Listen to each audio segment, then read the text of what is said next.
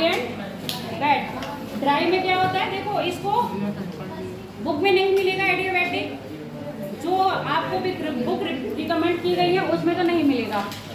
ठीक है, ये समझ लो अच्छी तरह से, तो बादल बनने का क्या है प्रोसेस समझ में आ जाएगा। पहला बताया ड्राई। अब इसमें देखो एक वायु है, गर्म होके कहाँ जा रही है, ऊपर। मुझे ब्लैक ज्यादा अच्छा लग रहा था, है ना? आंखों पे पड़ रही है, पीछे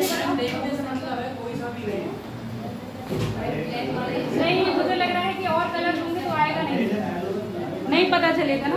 प्रदीप सबको बोल के वाइट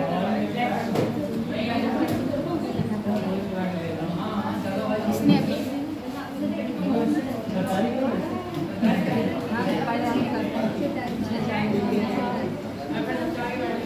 सर कह रहे हैं दूसरा कलर। अच्छा ये बताओ, ग्रीन कलर दिख रहा है ना? ग्रीन दिख रहा है? नहीं दिख रहा है ना? हम बोल के आए, सर बोले नहीं भाई रखिएगा। चलो पढ़ने से मतलब है, कोई भी कलर अब पढ़ लो, नहीं समझ में आ रहा है तो देख लेना। मैंने एडियाबैटिक बोला था, क्या बोला था? सुस्त।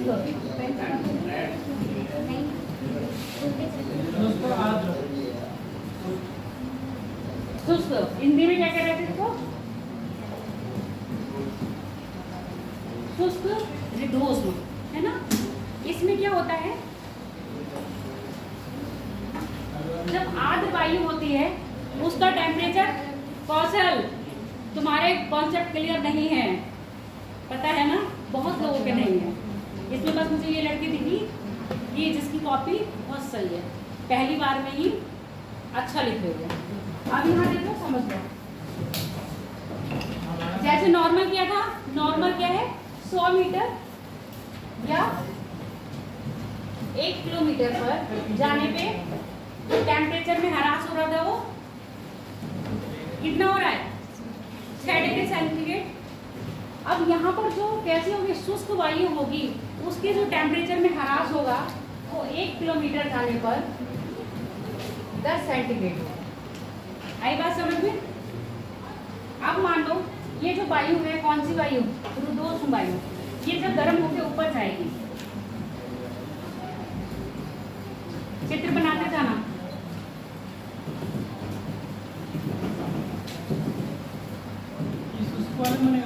हाँ, उसके वाले में यहाँ पर टेम्परेचर कितना है 40 डिग्री सेंटीग्रेड। जब ये 1 किलोमीटर ऊपर चली जाएगी तो इसके टेम्परेचर में कितनी कमी आएगी? जब शुष्क वायु 1 किलोमीटर ऊपर चली जाएगी, इसके टेम्परेचर में कितनी कमी आ रही है? 10 डिग्री की आ रही है ना? तो यहाँ पर टेम्परेचर कितना हो जाएगा? 30 डिग्री सेंटीग्रेड। और नॉर्मल अगर हम बात करें तो 1 किलोमीटर पे कितना ह्रास हो रहा था? तो यहाँ पर कितना होना चाहिए था? 34, इतना ही तो होता।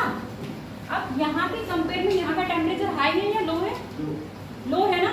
अब यहाँ टेम्परेचर लो होगा, यानी कि वायु कैसी रही होगी? इसकी अपेक्षा ठंडी रही होगी, तो ये अपनी वजन के कारण क्या कर जाएगी?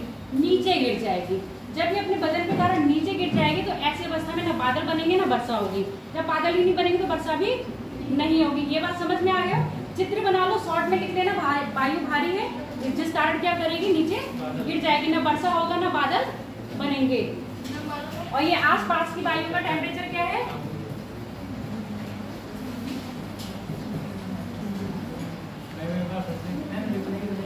रिपीट करना है। देखो नॉर्मल क्या है, जो आपकी शुष्क वायु होती है, इस प्रोसेस में जब 1 किलोमीटर ऊपर जाएगी टेम्परेचर में ह्रास होगा 10 सेंटीग्रेड, कम होगा। ठीक है, अब नॉर्मल क्या है ह्रास दर हमारी 1 किलोमीटर पर 6 सेंटीग्रेड। अब यहाँ से 40 है, ये ऊपर चली गई 1 किलोमीटर, तो इसके में कितना ह्रास हुआ? -10 का। तो यहाँ पर 30 डिग्री टेम्परेचर रहा, जबकि ये 1 किलोमीटर जाने पर आसपास की वायु कितनी रही होगी? 34 रही होगी। आगे बात समझ में? तो इसकी अपेक्षा ये कैसी है? ठंडी है ना? तो इसमें भार ज्यादा है तो ये गिर जाएगी, क्योंकि शुष्क है, ज्यादा ऊपर नहीं जा पाएगी। हो गया? इसके विपरीत देखो, आगे की बात करते हैं।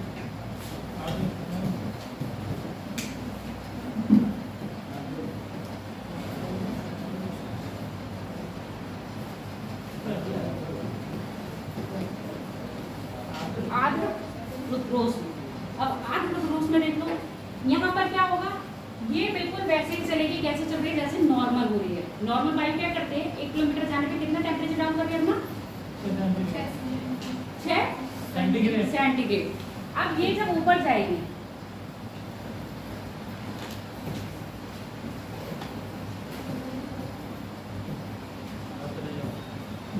यहाँ पर 40 है, जब ये 1 किलोमीटर जाएगी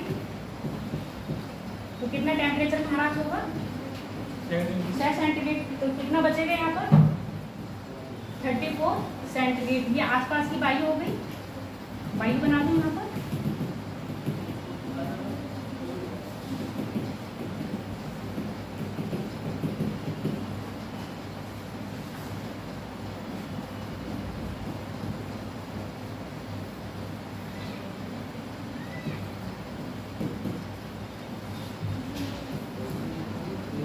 अब यहाँ देखो 40 डिग्री है नॉर्मल टेम्परेचर, 1 किलोमीटर ऊपर गई, ह्रास होगा, इतना ही ह्रास होगा जितना क्या होगा नॉर्मल होता है। तो इसके में कितना होगा, 34। अब यहाँ देखो आसपास की वायु का टेम्परेचर कितना है, 33.5। ये इससे ज़्यादा है, इससे कम है, ऊपर वाला ज़्यादा है, यानी कि इसमें क्या है, अभी इसमें आर्द्रता और है ना, इस आर्द्रता को कम करने के, यानी कि इससे टेम्परेचर में आने के लिए अपने आप को क्या करेंगे, और ऊपर। और ये और ऊपर उठाने के लिए किसका उत्पन्न, किसको लेगी, कौन सी ऊर्जा के सारे ऊपर उठेगी, वायु। हाँ, मैंने कहा था रुद्रोष्ट का मतलब है ना एनर्जी ली गई है ना एनर्जी दी गई है ना। तो अब ये ऊपर कैसे उठेगी,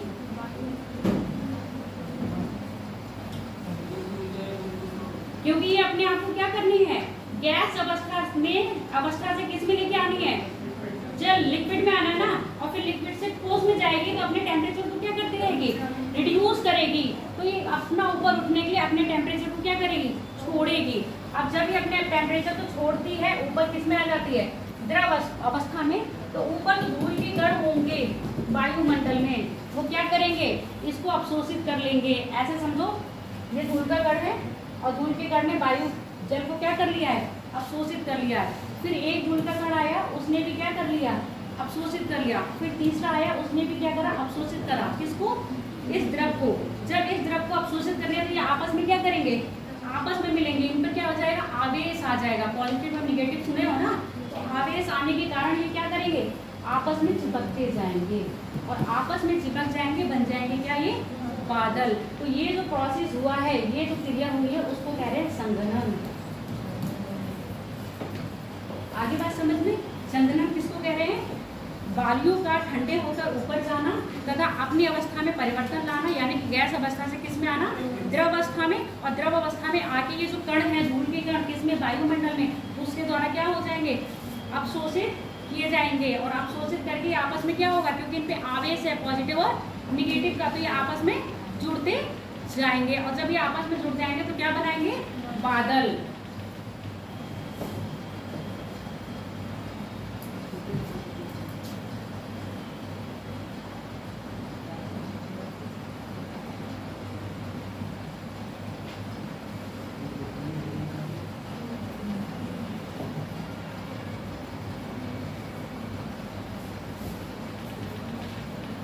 दिख रहा है पीछे तक, जूम मैं कर दूंगी, पहले टॉपिक क्या है।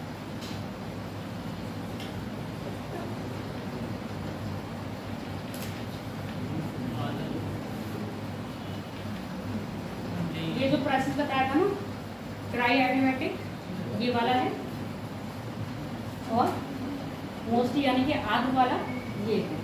अब बादलों का निर्माण बता दिया है,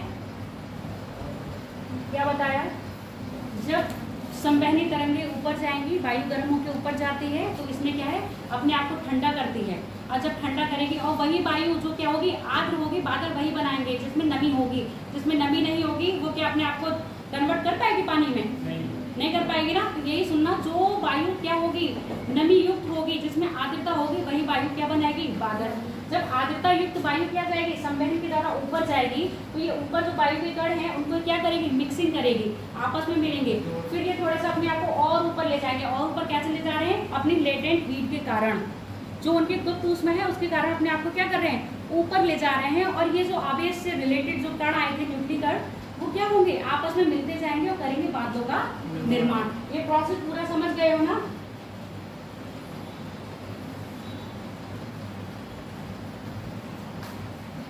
इसको कह रहे हैं आइस क्रिस्टल थ्योरी।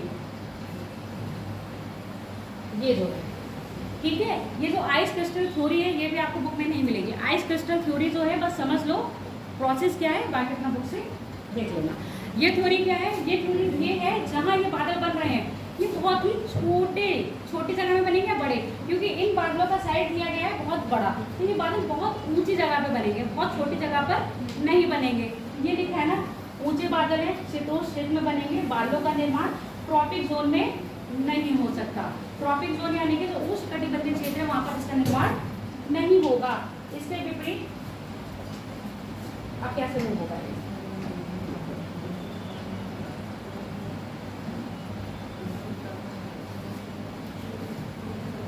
संघटक का सिद्धांत।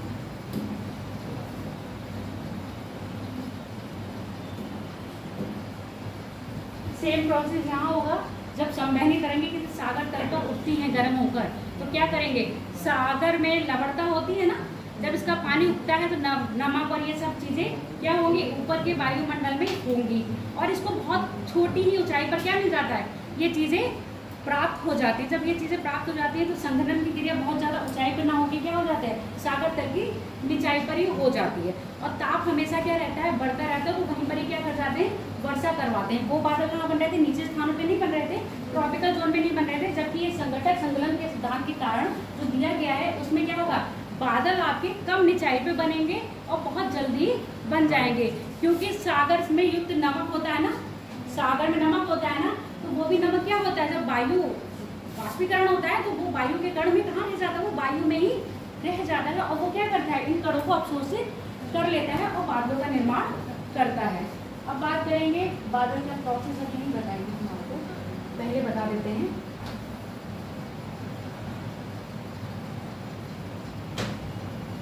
ये क्या बात है,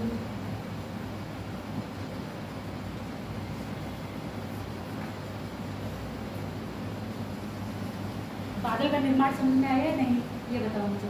चित्र फटाफट ऐसे ही बना लो। बादलों का निर्माण ये लिख लेना, ice crystal magnesium, but zoom कर लो।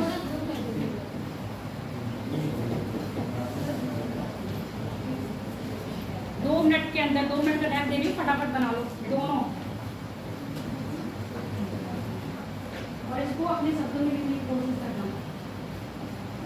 तेज तुम्हारी कॉपी भी नहीं आ रही मेरे पास,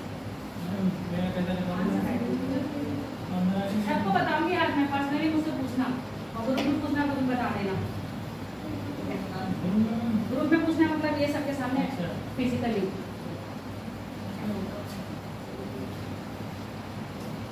जल्दी जल्दी बना लो बेटा, अभी यहाँ पर ना 8 भी दिखानी है, मैं फटाफट फटाफट स्ट्रक्चर बनाओ समझने के लिए। नमस्कार,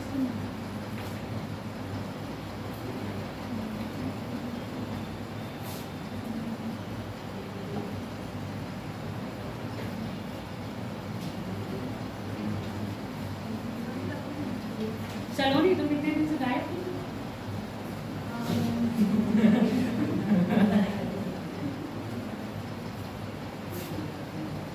हो गया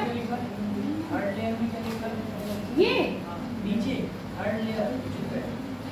यहाँ पर ये पुनः ऊपर उठने के लिए अपनी गुप्त ऊष्मा को छोड़ती हैं, पुनः ऊपर उठने के लिए अपनी गुप्त ऊष्मा को छोड़ती हैं।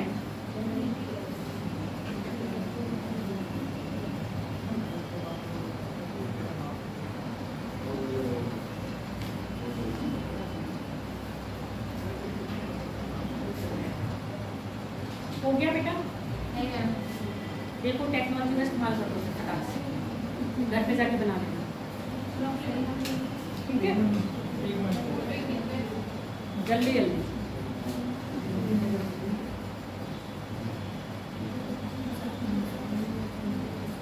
हो गया, चलो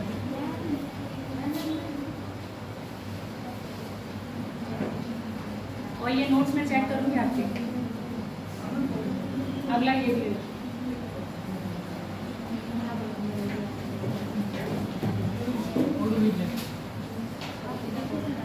गया? अब बस जिसका हो गया वो देखो। अब हम बात करेंगे बादलों की ऊंचाई के आधार पर बादलों को कैटेगराइज किया गया है। ठीक है, बादल है पहले पक्षाप बादल, फिर स्तरीय बादल,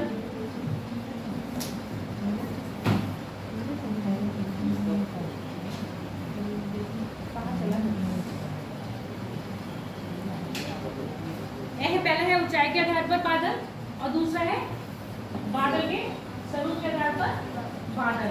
ऊंचाई के आधार पर बादल ऐसे बादल जो 6000 से मतलब 6 किलोमीटर से 12 किलोमीटर तक पाए जाते हैं, उनको कह रहे हैं हम उच्च, अधिक ऊंचाई पर उच्च में।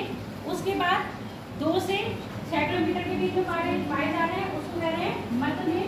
उसके बाद 2 किलोमीटर से नीचे में पाए जा रहे हैं, उसको कह रहे हैं आपके निम्न में। ठीक है, ऐसे जो कम ऊंचाई पे कभी कभी आपको वर्षा के बादल दिखते हैं, ऐसा लगता है बस अपने ही पास है ना। और जो बादल नॉर्मली आकाश में दिखते हैं जिनसे परछाई या छाया भी नहीं मिलती है, वो बादल कहाँ बहुत ऊंचाई पर होते हैं ना। तो इन्हीं आधारों पे बादल का स्वरूप बना है। फटाफट इसको नोट कर लो। पक्षाप उसको कहते हैं साइरस क्लाउड, स्तरीय में स्ट्रेटस क्लाउड, कपासी में क्यूमुलस क्लाउड, वर्षा में निम्बस क्लाउड।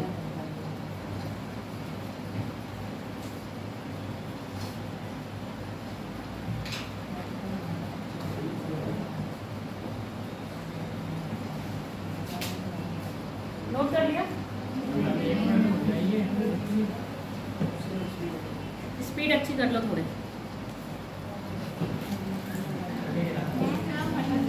क्या मैम आज बहुत फास्ट करवा रहे हैं? ये आपका टॉपिक कल का था, ठीक है, कल बहुत लेट हो गया था। अभी ये पढ़ाने के बाद मुझे क्या पढ़ाना है?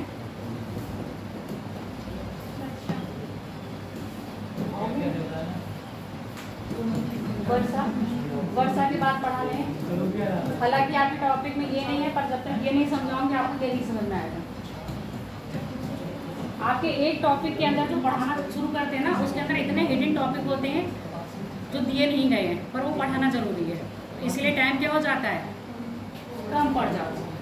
बात करते हैं पहले कौन से बादल कहे हैं, ऊंचाई पर युक्त बादल ना। ऐसे बादल जो साइरस वाले हैं, देखते रहते होंगे कभी कभी आपको ऐसे बादल दिखते हैं, कल दिखे थे ना, इस तरह के बादल दिखते हैं धब्बेदार। ये वाला दिखता है, ये वाला तभी क्या दिखता होगा, दिखते हैं ना। क्या ये बादल छाई करते हैं? ये वाले बादल छाई नहीं करते हैं। ये बादल हमेशा उड़ते रहते हैं और ये बहुत ऊंचाई पे उड़ते हैं, इसलिए इनको कह रहे हैं पक्षाप मेघ। इसके बाद जो थोड़ा सा मध्यम मिलते हैं, मध्यम मतलब किस पर मिल रहे हैं, 6 किलोमीटर से 2, यानी कि नीचे से सब शुरू करोगे अगर ऊंचाई तो 2 किलोमीटर से 6 किलोमीटर तक जो भी बादल पाए जाएंगे, कौन से पाए जाएंगे, ऑल्टो स्ट्रेटस। एल्टो स्ट्रेटस बादल क्या करते हैं, आपके बारिश करने की प्रक्रिया शुरू कर देते हैं। जब ये बादल होंगे तो मौसम में क्या होने लगेगी, मौसम में क्या आ जाएगा, परिवर्तन। यहाँ देख रहे हो बादलों का रंग कैसा हो रहा है, काला। तो काले बादल आते हैं तभी तो कहते हैं मेघ आए, काले काले मेघ आए, बरस जाओ ना। तो ये काले मेघा जब आते हैं तभी बरसते हैं। कभी कभी आपने इतनी ऊंचाई पर, जितनी ऊंचाई पे क्या आ रहे हैं, आपके काले बादल आ रहे हैं वर्षा वाले, इतनी ऊंचाई पे ऐसे कहीं कहीं बिखरे हुए देखते होंगे, जिसमें नए नए चित्र बनते हुए दिखते हैं, है ना। उसको कहते हैं आउटो क्यूमुलस। आउटो क्यूमुलस के बाद अब जो बारिश करता है वो है क्यूमुलस निम्बोल। जब भी देखा होगा बहुत चारों तरफ से बादल घिर जाते हैं, गिरते हैं काले काले एकदम। जब बादल बारिश का मौसम होता है तो बादल कैसे आ जाते हैं, ऊपर भी घेर लेता है और नीचे भी पूरा घेर लिया होता है, एकदम काला होता है ना। उस बादल का साइज बहुत बड़ा होता है, वो साइज ये क्या है, ये वाला बादल है। कौन सा है, क्यूमुलो निम्बुलस। कुछ लिखोगे इसके बारे में, लिखना है? नहीं, मेरे ऊपर अगर जाओगे तो नहीं है, ठीक है। सबसे नीचे है, तुम तो नोट्स की बात मत ही करो, ये सारे तुम लोगों के पास ऑलरेडी अवेलेबल है। पिछली बार वाले तो नोट्स की बात करें ही नहीं, क्योंकि इस बार वालों को जो नहीं मिल रहा है वो तुम लोगों को मिल चुका है। तुम लोग को बाताकर भी इतनी डिटेल में मैंने पढ़ाए थे, तुम लोग को बादल भी इतनी डिटेल में पढ़ाए थे। 3 दिन ये दिया, बादल के लिए लिया था मैंने उसमें, ठीक है। तो नए वालों को तो वो चीज़ मिली ही नहीं है, नोट्स। अब तुम नहीं देख रहे हो तो उसकी मेरी गलती नहीं है। ये जितने भी बादल हैं क्या करवाएंगे, वर्षा करवाएंगे, जबकि इससे ऊपर वाले बादल वर्षा नहीं करवाएंगे। नॉर्मल आपने कभी कभी देखा होगा, बादल आते हैं पर वो वर्षा नहीं करवाते हैं, ऐसे ही चले जाते हैं। ऐसा नहीं कि वो वर्षा नहीं करवाते, वो वर्षा करवाते हैं। वो बादल ये वाले होते हैं, आते हैं वर्षा करवाते हैं, पर इनके बीच में आप जहाँ रहते हो, ये भाग बनाती हूँ मैं, आपके और इनके बीच में तापमान इतना हाई होता है कि वहीं पर ही क्या होते हैं, वाष्प बन के खत्म हो जाते हैं। इसलिए कभी कभी बहुत सारे बादल आएंगे, वर्षा नहीं कर पाएंगे। वो किस टाइप के बादल होंगे, अल्टो स्टेटस टाइप के बादल। इन बादलों की वो है क्वालिटी, ये रही है कि चक्रवात जब आएंगे ना, पहली बार जब चक्रवात आने वाला हो गया, चक्रवात की स्थिति बन रही हो, तो सबसे पहले आपको ये वाले बादल दिखाते हैं।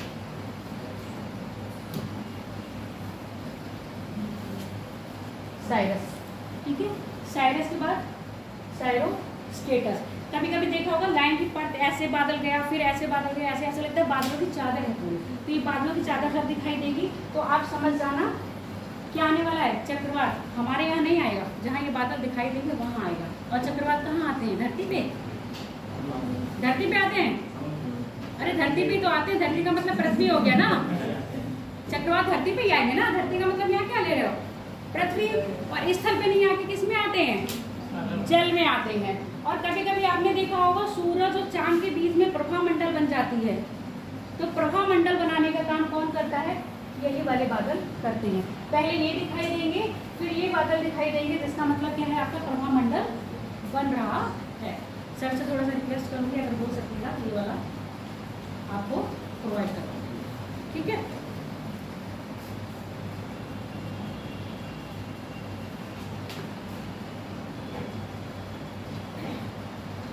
इसको करो, फिर इसको करो।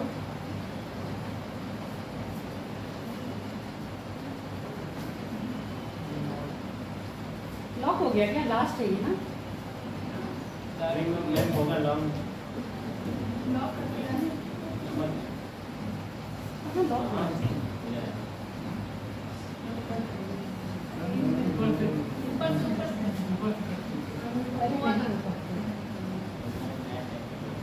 गया।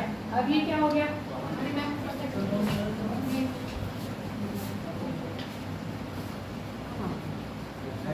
बात ये देखो, चाहो तो ये वाला चित्र बना सकते हो तो बना लो फटाफट। अगर बनाना चाहते हो तो, नहीं बना पाओगे कोई बात नहीं, पीडीएफ में दे दूंगी। अब हम बात करते हैं वर्षा की। और जितनी जल्दी आप अपनी स्पीड बढ़ा लोगे लिखने की, है ना, उतना ही जल्दी सब पूरा होता जाएगा। तो बादल पता चल गया, बादल क्या होता है। अब बादल ही क्या करेंगे, वर्षा का निर्माण करेंगे। तो ये बादल क्या होते हैं, जब अपने अंदर इतना पानी या इतना जल समेट लेते हैं कि वो अपने भार को संभाल नहीं पाते हैं। इसको ऐसे समझे, बादल बना दूं मैं, कैसे बनता है बादल, ऐसे बनता है, ठीक है। ये बादल है, इस बादल में क्या है, पानी भरा हुआ है। इसमें पानी की संख्या क्या हो गई है, ज़्यादा हो गई है। ऐसे समझ लो, जब अपने पानी की बॉटल में पानी भरते हो तो ज़्यादा ओवर हो जाता है, तो फ्लो हो जाता है ना, वो बहने लगता है, उतना ही पानी अपने अंदर लगता है जितना उसको रखना है। तो सेम बात यही है, जब इसमें पानी का क्या हो जाती है, अतिरिक्त मात्रा हो जाती है और इसका भार बढ़ जाता है, ये उसको रोक नहीं पाती है, तो क्या करती है, बूंदों के रूप में नीचे गिराती है। कभी कभी आपने देखा होगा कि बूंदों की क्या पड़ रही है, बौछार पड़ती है, बहुत तेज बारिश नहीं होती है। तो बूंदों की बौछार का मतलब क्या है, यही जो अपने पानी को क्या कर रही है, गिरा दे रही है।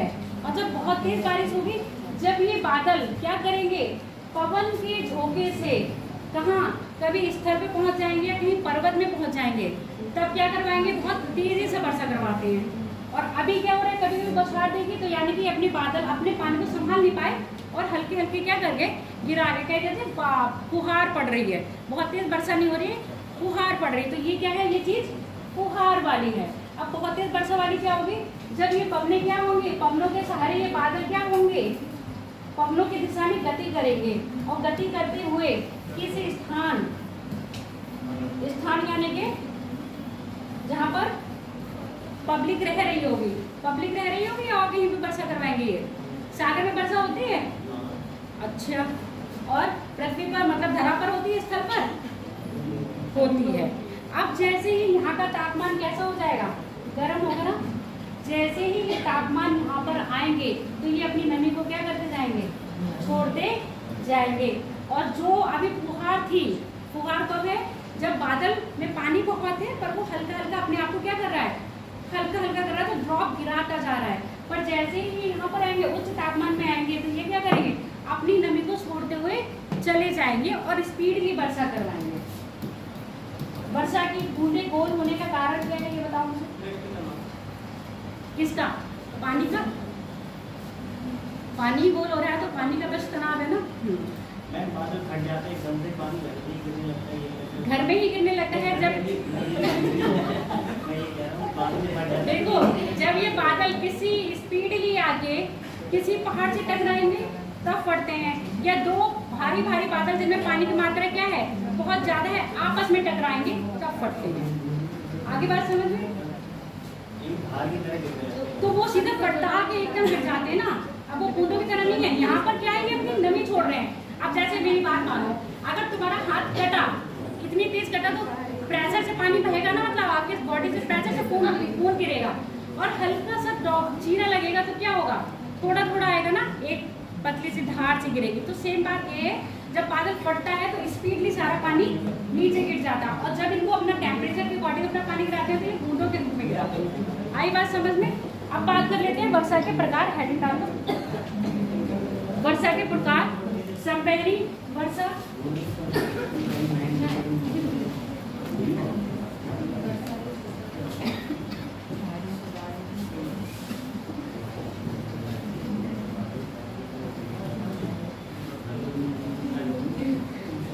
कल सूरज तुम नहीं आए थे,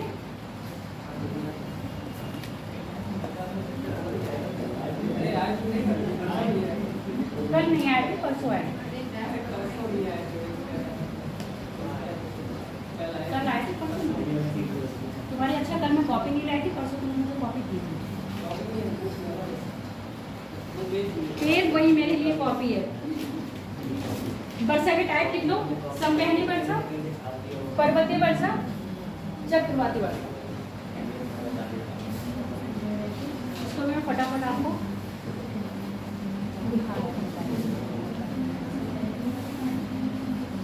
वर्षा वाला इसमें था।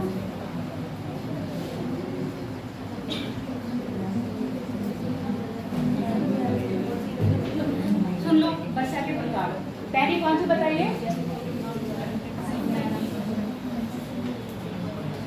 ये झूठ नहीं होगा, बात नहीं करो बेटा।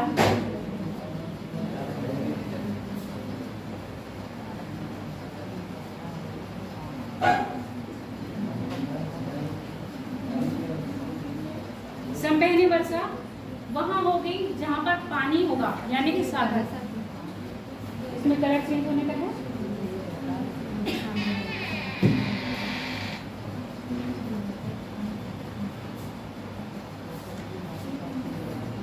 यही बनेगा।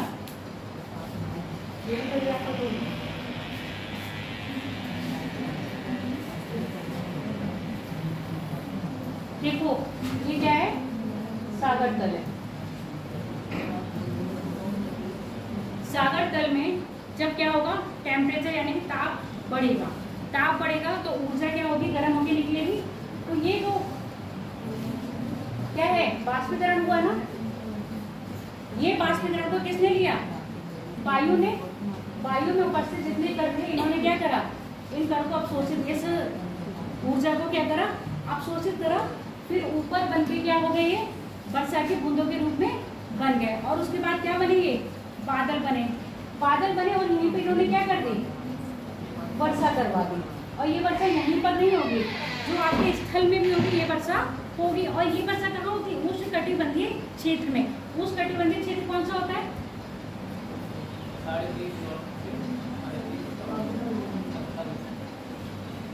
23.5 डिग्री नॉर्थ से 23.5 डिग्री अक्षांश, यानी कि जो आपका ये वाला क्षेत्र होता है ये ट्रॉपिकल जोन में आता है। पर ये जो संवहनी वर्षा होगी अधिकतर 0 डिग्री के आसपास होगी, ध्रुवों के पास। जो आपने अफ्रीका महाद्वीप के क्षेत्र देखे हैं, ब्राजील में सुना है वो कौन सा वन है? कौन सा वन है सबसे बड़ा? Amazon one. अमेजन वन के आसपास का क्षेत्र, अमेजन वन क्या आता है? यही वाले क्षेत्र में आता है ना, उष्णकटिबंधीय क्षेत्र में। तो ये वाली जो वर्षा होगी कहाँ पर होगी? आपके उष्णकटिबंधीय क्षेत्रों में होगी। अब यहाँ पर क्या है? वही वाली बात, संवहन हो रहा है। जब पानी गर्म हो रहा है तो क्या है? बाष्पीकरण के लिए ऊपर जा रहा है, ऊपर वाली पवन से संपर्क में आया तो उसने अपने आप को ठंडा करा, ठंडा करके किसमें बदला? बूंदों में। फिर ये और ठंडा होने के लिए कहाँ गया? और ऊपर गया, और ऊपर जब जाएगा तो किसमें आ जाएगा? कणों में अपने आप को अवशोषित कर देगा और बन जाएंगे बादल के रूप। और ऐसी संवहनी वर्षा हमेशा कहाँ होगी? विषुवत रेखा के आसपास होगी, जहाँ पर सागर और महासागर वहीं से फटाफट मिला पानी और वहीं पर छोड़ दिया। ठीक है। पर अब यही बादल क्या होंगे? यही बादल फ्लो करके कहाँ आ जाएंगे? स्थान पर आ जाएंगे। यानी कि जैसे आपके अभी मैंने कल बताया था, मानसूनी जो दक्षिण पश्चिमी मानसून है जल भरता है और जल भर के कहाँ आ जाता है? दक्षिण साइड में। और धीरे धीरे क्या करती है? तटीय क्षेत्रों में वर्षा करवाती रहती है ना। तटीय क्षेत्र में वर्षा करवाता है। तो वही चीज है, जब ये हवा के साथ बादल फ्लो होगी कहाँ आएंगे? किसी तटीय क्षेत्र या स्थल खंड में आएंगे तो वहां पर भी वर्षा करवाएंगे। तो संवहनी वर्षा कहाँ हो रही है? आपकी स्थलों पर और सागरों में। क्लियर हो गया? इसके बाद है पर्वतीय वर्षा।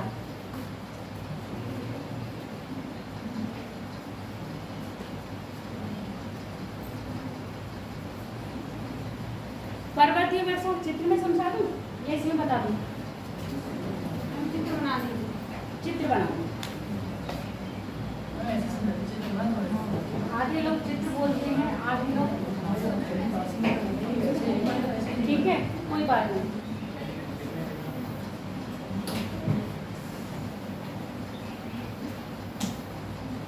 ये क्या है? चित्र बन गया। ठीक है, जैसा हम कह रहे थे।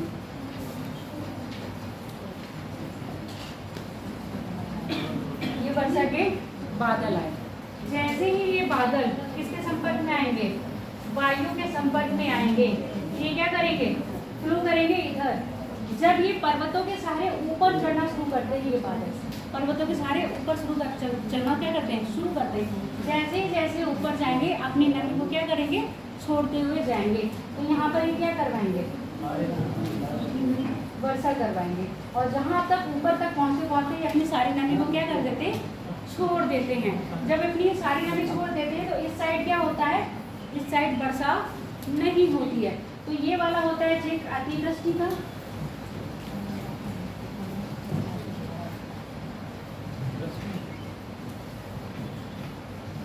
और ये छाया वृष्टि।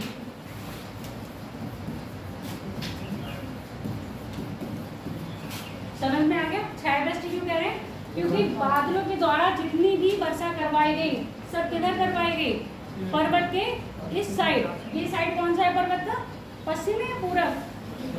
पश्चिम। और पूरब के साइड बिल्कुल नहीं हुई। सेम कंडीशन ऐसी होती है आपके भारत में। तो पश्चिमी घाट है, पश्चिमी घाट में जब मानसून यहाँ से आता है, प्रवेश करता है, तो पश्चिमी घाट के पूरब तट पे, पश्चिमी तट पर वर्षा करवा देता है, जबकि इसके तरफ वर्षा नहीं होती है। एक तरफ ज्यादा। यही कारण है कि जब मानसून आता है तो मुंबई में अधिक वर्षा होती है, जिसके उसके कुछ किलोमीटर दूर ही क्या है आपका पूना शहर है, वो एक दिन वर्षा से क्या रहता है? वंचित रहता है। कारण पता चल गया कि जो पुणे शहर है वो छायावृष्टि क्षेत्र में है, जबकि मुंबई अतिवृष्टि क्षेत्र में है। पर्वतीय वर्षा ये होती है जिस तरफ वर्षा हो रही है उसको कहते हैं पवनामुख, और जिस तरफ वर्षा नहीं हो रही होती है उसको कहते हैं पवना विमुख। ये भी लिख दो।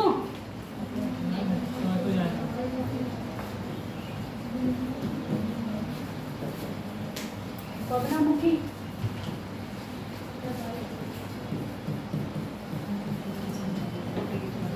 यानी कि वो साइड जहां पर वर्षा हो रही होगी।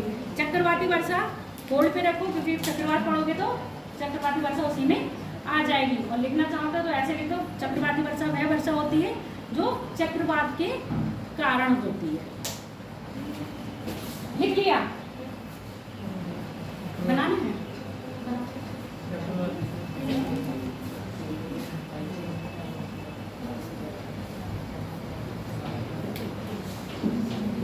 वो किसने ले लिया ये बताओ? एटलस नहीं, वो एटलस को आप परचेज कर ही लो, थोड़ा सा काम उसमें अपने आप ही करो। एटलस को नहीं समझ में आएगा तो पूछना। कौन कौन एटलस देख रहा है ये बताओ मुझे। एटलस खरीदने से कुछ थोड़ी ना होता है, रखने से भी कुछ नहीं होता है। एटलस जब आपकी आंखों के सामने रोज आएगा तब बेनिफिट है एटलस होने का। ये नहीं है कि एटलस अपनी क्या है तकिए के नीचे रख के सो गया और एटलस का रात में सारा मैप आपके दिमाग में आ गया। कोई आप कृष्ण नहीं हो जो किसी को टच करोगे उसकी सारी बातें अंदर की जान लोगे, है ना? इसके लिए पढ़ना पड़ेगा। और कौन सी मूवी आई थी? आमिर खान की थी जिसमें कान इसके ऐसे थे मुड़े हुए, है ना? पीके, जिसमें वो क्या था, एलियन था, जैसे टच करता था उसको अंदर की सारी बातें जान लेता। तो आप में ये वाली शक्ति नहीं है कि किसी चीज को छुआ और उसका सारा ज्ञान आपके अंदर आ गया। ज्ञान लेने के लिए क्या करना पड़ेगा? पढ़ना पड़ेगा।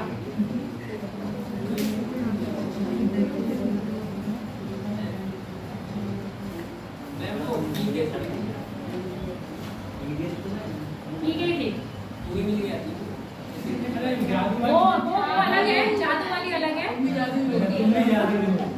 चलो, उसको अगर याद नहीं है, जैसे मुझे याद नहीं, तो उसका भी ध्यान पढ़ाई में है। जिसने फटाफट एकदम मूवीज का नाम बता दिया ना, उसका ध्यान पढ़ाई में नहीं है। इसका मतलब वो मूवीज ज्यादा देखते हैं। ऐसे कैसे कह सकते हैं?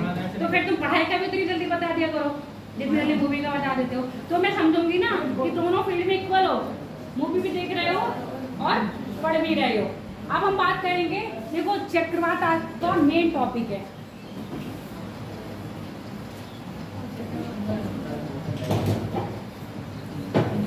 साइक्लोन, ठीक है? पर चक्रवात आते कैसे हैं, इनकी उत्पत्ति कैसे होती है, इससे पहले एक ब्रीफ इंट्रोडक्शन मैं आपको दे रही हूँ।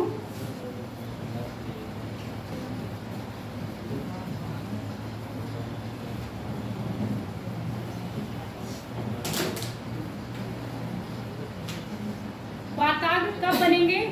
जब दो विपरीत प्रकृति की वायु मिलेंगी। दो विपरीत प्रकृति की वायु का मतलब ठंडी और गर्म वायु। जब ठंडी और गर्म वायु किसी स्थान पे मिलेंगी तभी क्या बनेगा? वातावरण का निर्माण होगा। अगर हम वातावरण की बात करें, वातावरण आपके 4 प्रकार के होते हैं।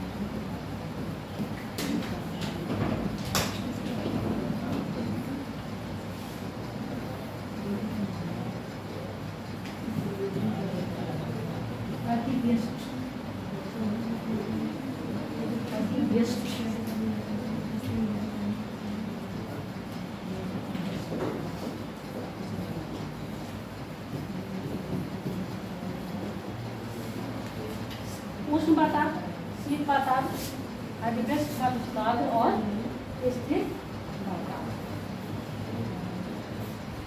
चित्र से समझ लो, फिर लिखने जाना।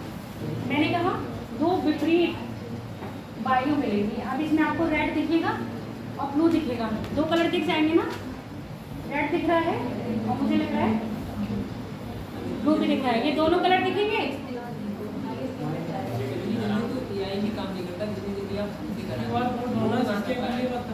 अभी मैंने ये कहा था चित्र बना लिया, अभी मैं आपको समझा रही हूँ, इसको मैं डिटेल से लिखवा दूंगी। क्यों टेंशन ले रहे हो? AI और वही वाली बात है, मैं क्या बोलूँ तुम लोगों को। चलो आप सुनो।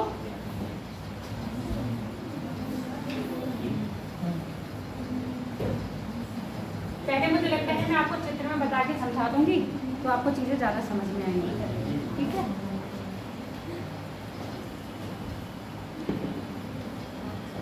ठंडी जल वायु कहाँ बहेगी? नीचे, है ना, और गर्म वायु कहाँ बहेगी? ऊपर।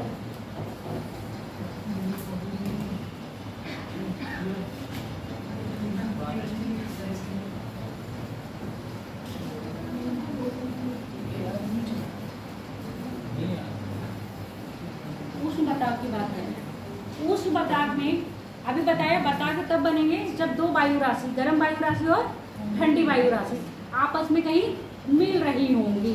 तो मिल रही होंगी तो कहीं ना कहीं वो एक क्या कर रहे होंगे, दो प्रकृति, यानी कि एक सात्विक है और एक क्या है, असात्विक, नास्तिक। ऐसे मान लो, एक भगवान को मानने वाला है, एक भगवान को नहीं मानने वाला है। अगर दोनों को एक कमरे बैठा दिया जाए डिबेट करने के लिए तो क्या होगा,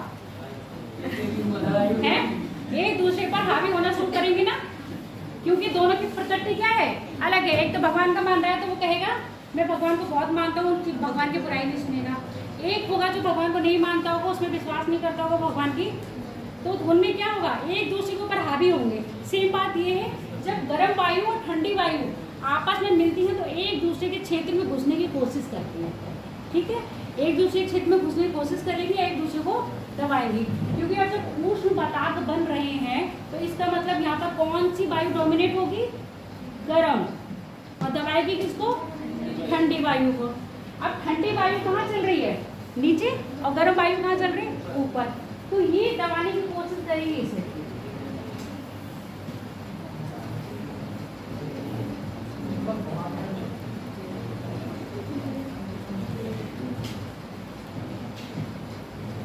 पैन चेंज कर दूंगा।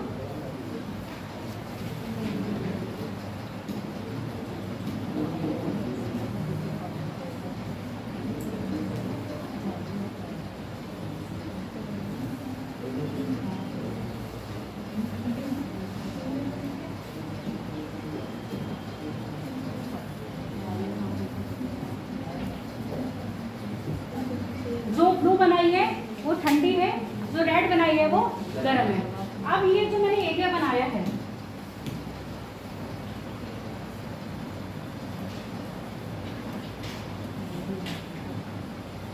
ये क्या है आपका, वातावरण।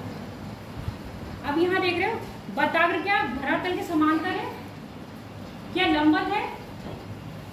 समांतर का मतलब क्या वातावरण ऐसे बना है, लंबवत का मतलब क्या वातावरण ऐसे बना है, नहीं बना है। तो ये हमेशा कोई कोण बना के रहेगा, इसके साथ धरातल से कोई ना कोई एंगल बनाता होगा। वातावरण की विशेषता यही दिमाग में नोट करते जाओ, चित्र बना रहे हो तो यहाँ पर लिख जाओ, क्या रहेगा, किसी कोण में अवस्थित होगा, ना ये समांतर होगा ना ये लंबवत होगा। तो अब यहाँ देखो कोण बना रहा है, समांतर तो नहीं है ना। और वातावरण वो स्थान होगा, वातावरण क्या है, एक संक्रमण क्षेत्र है, किस किस का, जहाँ ठंडी वायु और गर्म जलवायु आके मिल रही हैं। क्लियर हो गया। अब हम बात करेंगे शीत की।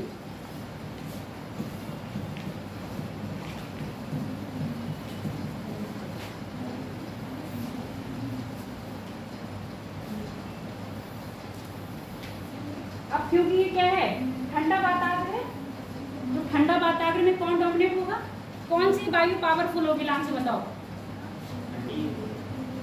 तुमसे पूछा, तुम लांसी हो।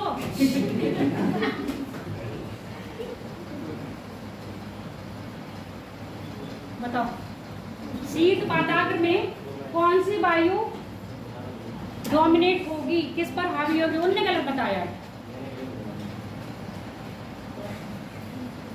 बताओ, उन्होंने तो गलत बताया है, तुम बताओ सही। खड़े हो, बताओ।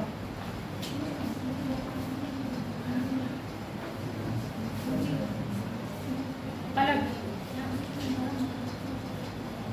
बताओ, इसमें कौन सी वायु इसको ढकेल रही है, गर्म या ठंडी, गर्म, तो उसको क्या बोल रहे हैं हम, उष्ण वातावरण, है ना। गर्म क्या है, गर्म बहुत पावरफुल होगा किसके आगे, ठंडी के आगे। अब जब यहाँ शीत की बात करेंगे तो कौन पावरफुल होगा, ठंडी। ठंडी क्या करेगी, ठंडी हवा गर्म हवा को क्या धकेलेगी, ऊपर की ओर धकेलेगी। तो अब जो हमारे वातावरण बनेंगे वो कुछ इस टाइप का बनेगा। अभी ऐसे बन रहा है, ये स्ट्रेच बन रहा है। देखो अब यहाँ पर सुनो, ये जो गर्म हवा आई है ना, जैसे गर्म हवा आ रही है तो ये उसको ऊपर की ओर धकेलना शुरू करेगी।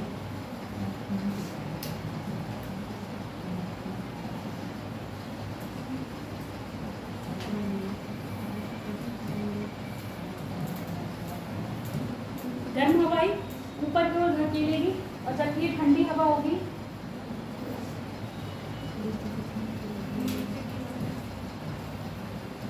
अब यहाँ डोमिनेट कौन है,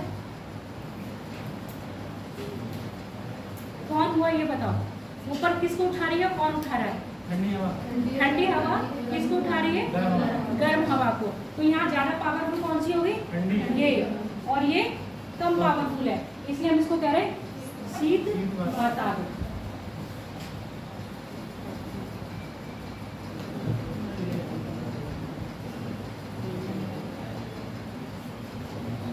बना लिया? अगला देखो, अगला कौन सा है? पहले इसको बता देते हैं।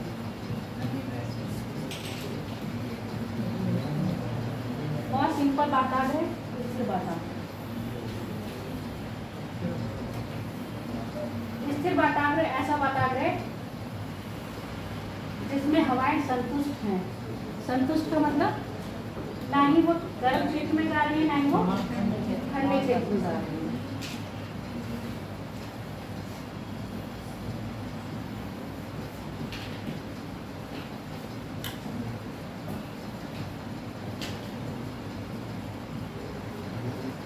आगे बात समझ में?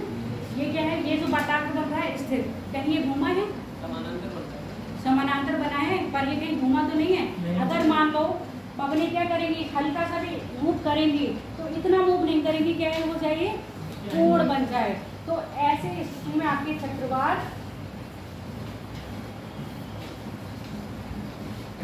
नहीं आएंगे, क्योंकि हवाएं क्या हो रही हैं, एक दूसरे के क्षेत्र में एंटर नहीं कर रही है। तीसरा कौन सा था? अधिवृष्टि। क्या नाम था? अधिवृष्टि वातावरण। इसमें क्या होगा, ठंडी हवा इतनी तेजी से आएगी, अभी दबा रही थी ना, ठंडी हवा इतनी तेजी से आएगी कि वो गर्म हवा का संपर्क क्या कर देगी, धरातल से तोड़ देगी। तो इसका एंगल कुछ ऐसा बनेगा, ये ठंडी हवा आ रही है और संपर्क धरातल से तोड़ा, ये टाइप का बनेगा। ये आपकी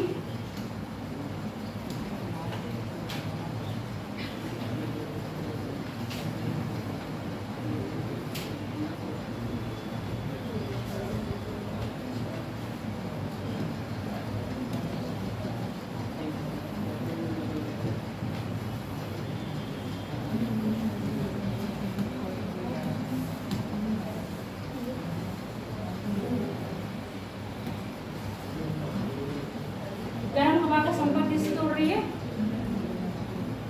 धरातल से तोड़ दे रही है, यानी कि इसको उठा के इतना ऊपर ले जा रही है कि धरातल से इसका संपर्क खत्म हो गया है और इस क्षेत्र में अपने आप घुसती जा रही है। जितने भी वातावरण बताए हैं, तीन ऊपर के, स्थिर वाला छोड़ दोगे तो ये सारे बतार क्या लाते हैं, आपके चक्रवात लेके आते हैं। बना लिया ये वाला चित्र, नहीं बना?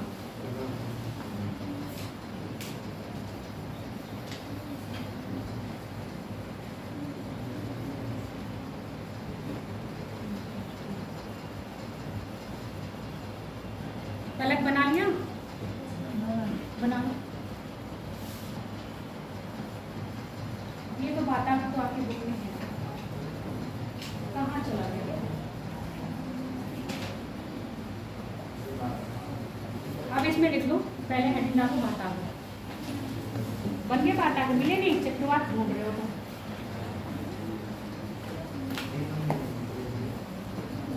वातावरण लिखो, वातावरण, वातावरण का निर्माण, वातावरण का निर्माण दो विपरीत वायु राशि। इसके बाद ये बच्चों को वायु राशि का पता है, सोच लो। इसके बाद ध्यान से पढ़े होते, इसके बाद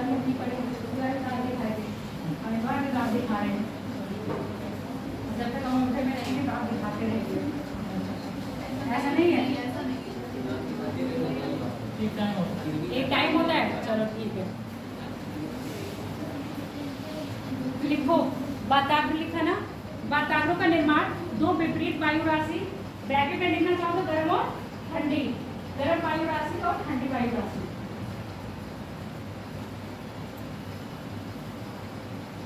ये मिलने से होता है, ये मिलने से होता है, ये मिलने से होता है। आज सान्या नहीं आई है, आई थी अभी दोस्ती नहीं हुई तुम लोगों की आपस में, तुम दोनों तो वो बहने हो एकदम।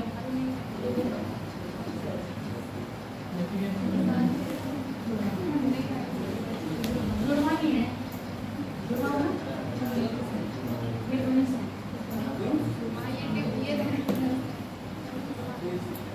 लिख लिया। गर्म हुआ ठंडी, जिस स्थान पर गर्म व ठंडी, गर्म व ठंडी वायु राशि मिलती है,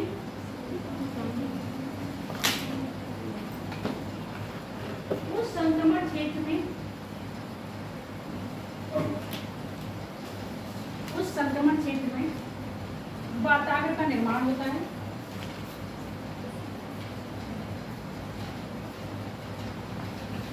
वाताग्रों का निर्माण होता है।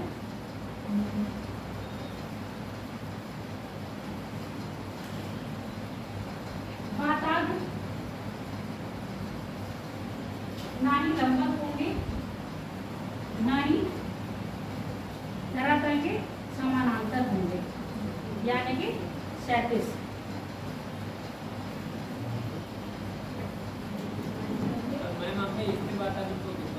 स्थिर वाताग्र एक तरह से वो चीज बन रही है जो ठंडी हवा और गर्म हवा बह रही है और उसके बीच में डोमिनेट नहीं हो रहे हैं, तो वहाँ पर वाताग्र नहीं बन रहा है ना, वाताग्र नहीं बन रहा है, एक दूसरे में है ही नहीं, बीच में का खाली क्षेत्र है ना, उसमें हवा प्रवेश कर ही नहीं रही है।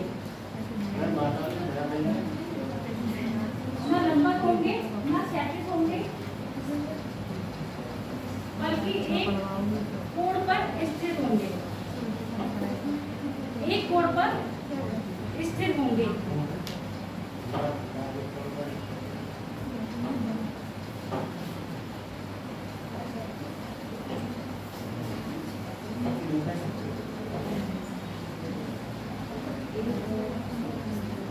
एक कोण पर स्थिर होंगे, स्थिर या स्थिर जैसे होगा ना ऐसे बनेगा। अगला लिख लो, इसी में वाताग्र के प्रकार जो लिखे ही होंगे है ना, वो वाताग्र के प्रकार है। पहले लिख लो उष्ण वाताग्र, उष्ण वाताग्र चित्र को बना रखो पहले, बस लिखते जाओ, बस आप पेड़ करोगे तो लिखोगे वहीं पर चित्र बनाओगे। उष्ण वाताग्र, उष्ण वाताग्र में बेटा आपने हेडिंग में डाल ही रखी, इतना कंफ्यूज होगी कौन से ग्रीन हाउस देख रहे हो। प्रकार में पहला प्रकार ही हो गया, आगे मैं लिखवाती जाऊंगी।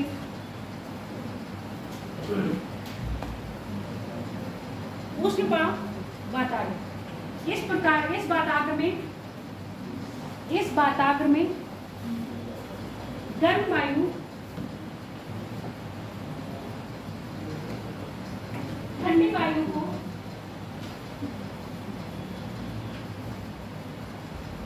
दबाने का प्रयास करती है।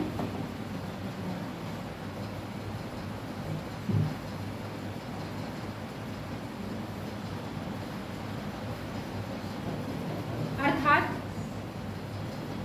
उष्ण वायु गर्म वायु की तुलना में अधिक पावरफुल लिखोगे या सक्रिय लिखोगे, अधिक सक्रिय होगी। अर्थात उष्ण वायु यानी कि गर्म वायु शीत वायु की तुलना में अधिक सक्रिय होगी।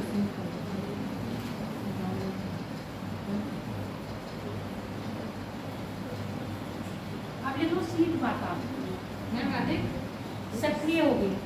स्पीड बढ़ाओ, बढ़ाओ, सक्रिय वातावरण, शीत वातावरण। इस वातावरण में शीत वायु यानी कि ठंडी वायु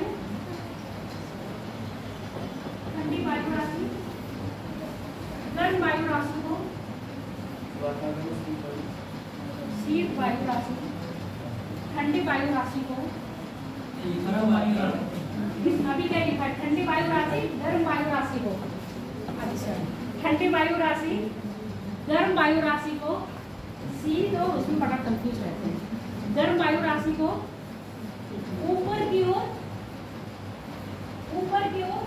धकेलती है, ऊपर की ओर धकेलती है।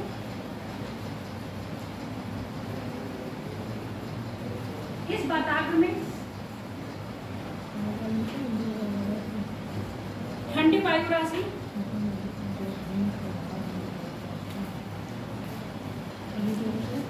अधिक सक्रिय होती है। इस वातावरण में ठंडी वायु राशि अधिक सक्रिय होती है। आगे लिख लो, कौन सी? अधिवेष्ट वातावरण, अधिवेष्ट वातावरण। इस वातावरण में ठंडी वायु राशि इतनी तीव्र गति से, इस वातावरण में ठंडी वायु राशि इतनी तीव्र गति से गर्म वायु राशि से आकर मिलती है, गर्म वायु राशि से आकर मिलती है कि वह उसका संपर्क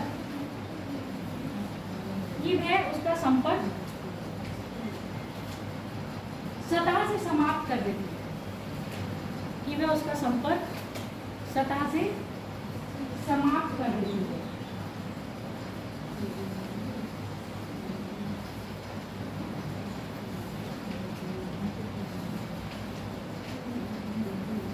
इसमें भी कौन सी वायु राशि कौन सी होगी अधिक शक्तिशाली?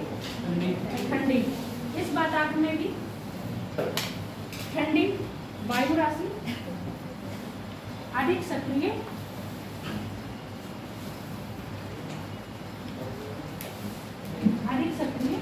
होगी।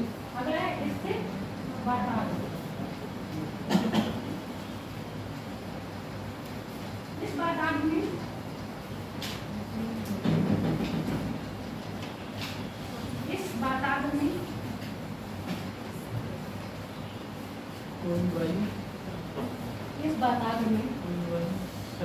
ठंडी जलवायु तथा गर्म जलवायु, वो गर्म वायु राशि और ठंडी वायु राशि।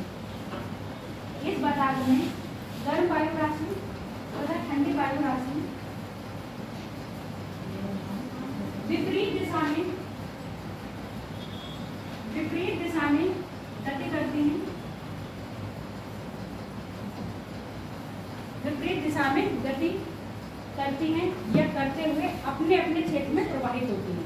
ऐसे देखो, गति करती हैं तथा अपने अपने क्षेत्र में प्रवाहित होती हैं। अगर इसमें लिखा है और इसमें गति करते हुए, अभी बीच में कोई अटका हुआ है तो वो ऐसे लिखो, गति करते हुए अपने अपने क्षेत्र में प्रवाहित होती हैं तथा ऐसी स्थिति में बीच में जो क्या है संक्रमण क्षेत्र होता है वो स्थिर रहता है। इस स्थिति में मध्य में संक्रमण क्षेत्र स्थिर रहता है, इससे वातावरण का स्थिर रहता है, संक्रमण क्षेत्र स्थिर रहता है, जिससे चक्रवात उत्पन्न नहीं होते। इस स्थिति में चक्रवात उत्पन्न नहीं होता। आप हेडिंग डालो, आप अपना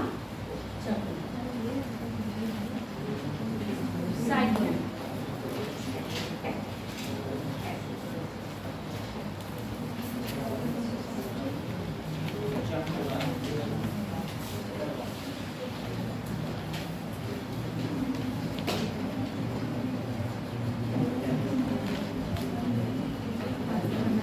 क्या होते हैं चक्रवात और क्यों आते हैं चक्रवात?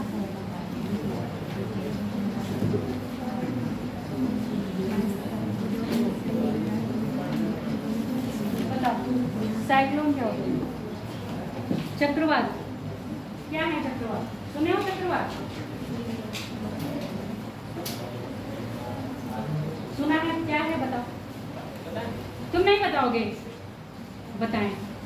नए पुराने बच्चे बोलते हैं, नए बच्चे बोलने की कोशिश ही नहीं करते हैं, इसलिए पुराने बच्चे गूंगे रहेंगे। गूंगे गूंगे रहेंगे मतलब बोलेंगे नहीं, बाकी देखेंगे भी और सुनेंगे भी। अभी बोलने देंगे, जब मौका आएगा तो बोलोगे। तो आज तुम ही पढ़ा दो फिर चक्रवात, ऐसा कुछ नहीं हो सकता है, पढ़ा सकते हो। बताओ चक्रवात सुने हैं तो क्या होती, बस मुझे ये बताओ। शरण वो तेज तो नहीं आएगा कभी, पिछले साल भी बोर्ड पर नहीं आया था ये, उसको बोर्ड पर आने में बहुत डर लगता है। कहाँ डर लगता है ना, हाथ कांपते हैं। ये सच बात है। तुम आओगे आपकी बात, चलो जाओ। बताओ चक्रवात क्या होते बेटा, सुने हैं, जो सुना है तो मुझे वही बता दो। अगर किसी को आइडिया है तो हाथ खड़ा कर दो अपने आप से, पुराने बच्चे नहीं, नए बच्चे। पलट, वेदर का डिस्टर्बेंस से आते हैं, ठीक है। और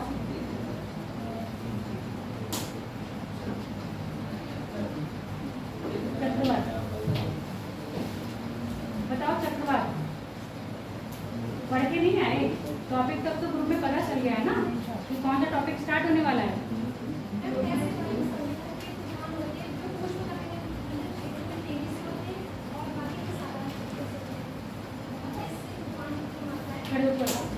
क्योंकि खड़े होके बताओगी तो तुम्हें सीट पे बैठे होते हैं ना, ये में एनर्जी देती है, ऐसे कॉन्फिडेंस देती है, जैसे आप खड़े हो जाते हो। हाँ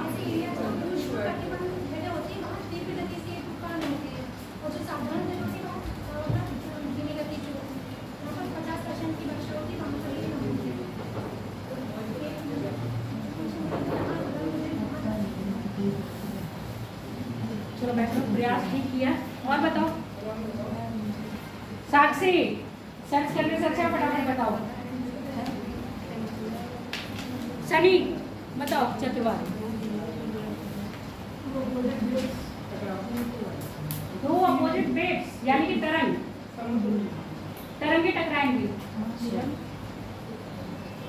तरंग के टकराना चाहता है क्या?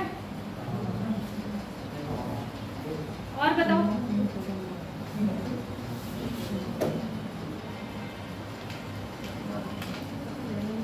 उत्पत्ति का मुख्य कारण क्या है चक्रवात की? ऐसे आ जाते हैं।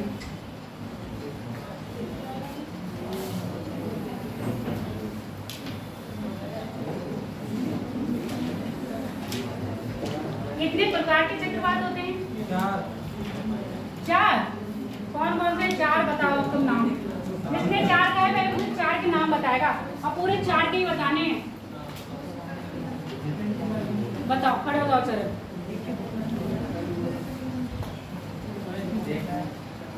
इसमें देखा तो चार, इसके तो बता दो।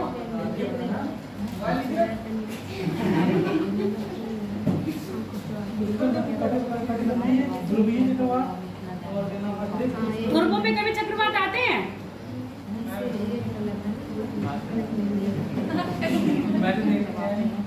ध्रुवों पर आते हैं चक्रवात, और आते हैं तो क्यों आते हैं, नहीं आते तो क्यों नहीं आते हैं? अब मुझे ये बता दो।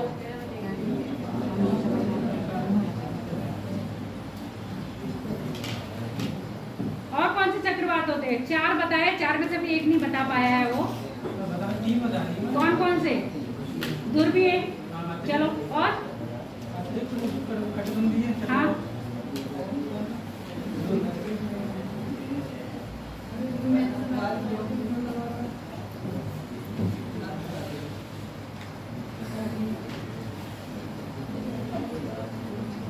तेज।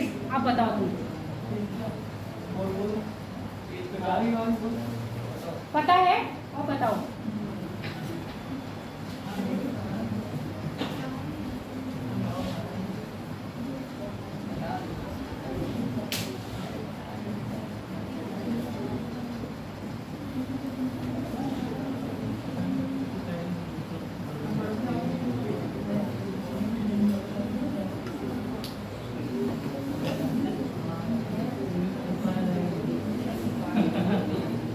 नहीं पता?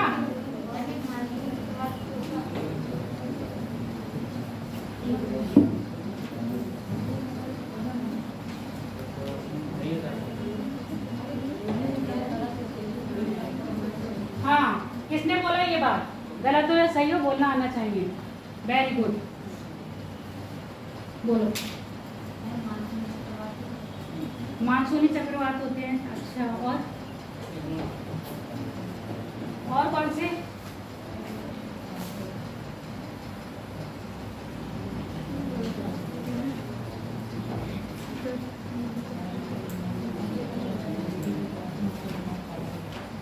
नहीं पता?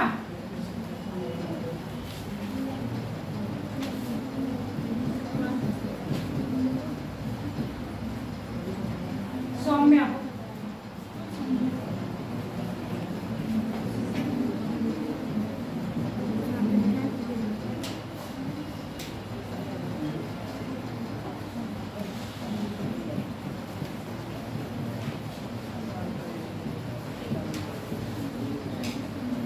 बताओ। टेम्परेट जोन और ट्रॉपिकल जोन। सौम्या, चक्रवात।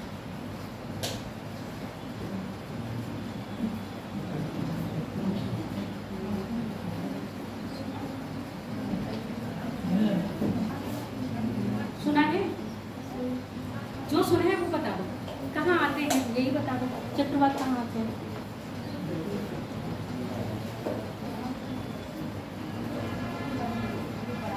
नहीं पता? ये 2 जगह लिखी हैं, बस इतने ही क्षेत्र में चक्रवात आते हैं और इन्हीं नाम पे चक्रवात आते हैं। उष्णकटिबंधीय चक्रवात और शीतोष्णकटिबंधीय चक्रवात। कोई 4 चक्रवात नहीं होते हैं। ध्रुवों पे चक्रवात नहीं आते हैं। और अगर हम एक लाइन यहाँ खींच दें, दूसरे रंग से पूछूंगी।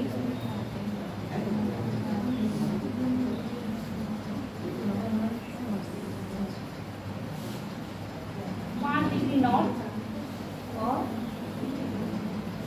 5 डिग्री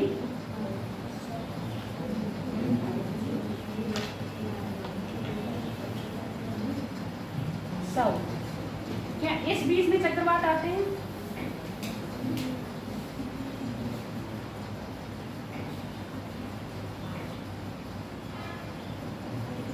और कहीं कहीं ये 5 डिग्री की जगह 10 डिग्री भी लिखा होता है। क्या इस क्षेत्र में चक्रवात आते हैं?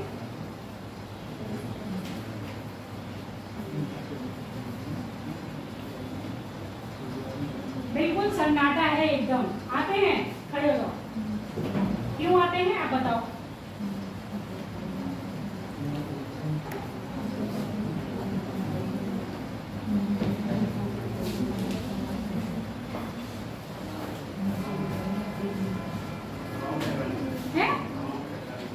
हवाओं के टकराने से।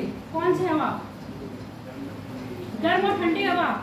ये वाला क्षेत्र पूरा उष्णकटिबंधीय क्षेत्र है जहाँ पे सूर्य का प्रकाश गर्म है। यहाँ टेम्परेचर हमेशा हाई रहता है। यहाँ ठंडी हवा कहाँ से आ गई? अब मुझे पहले ये बताओ, यहाँ ठंडी हवा कहाँ से आई?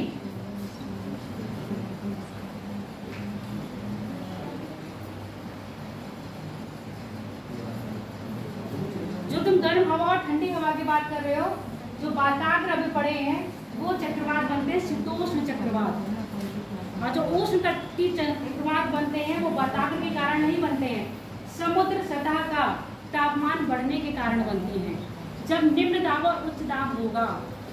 आई बात समझ में या नहीं? चक्रवात बनने के सबसे पहली कंडीशन कहाँ पर? ट्रॉपिकल जोन में। यहाँ पर निम्न दाब और उच्च दाब होना चाहिए। जहाँ निम्न दाब होगा तभी तो हवाएं उच्च दाब से चल के आएंगी। और जब ये हवाएं उच्च दाब से इतनी तेज से चल के आएंगी, इन गर्म हवा को कहाँ करेंगी? ऊपर की ओर करेंगी। अभी ये वाला वातावरण बनवाया था ना,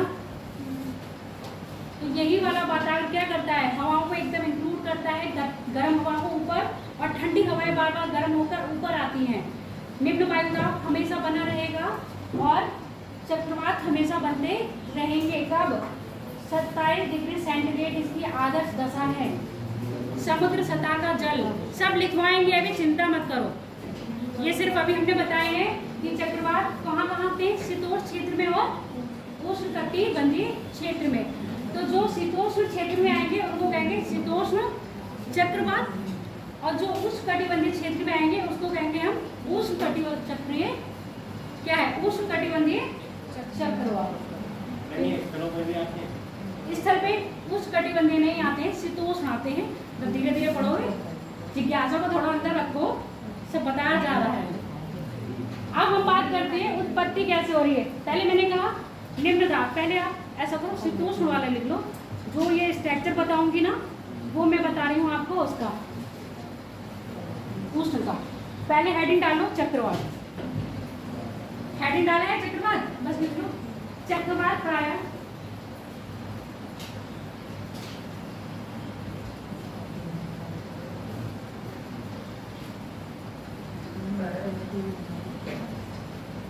उच्च दाब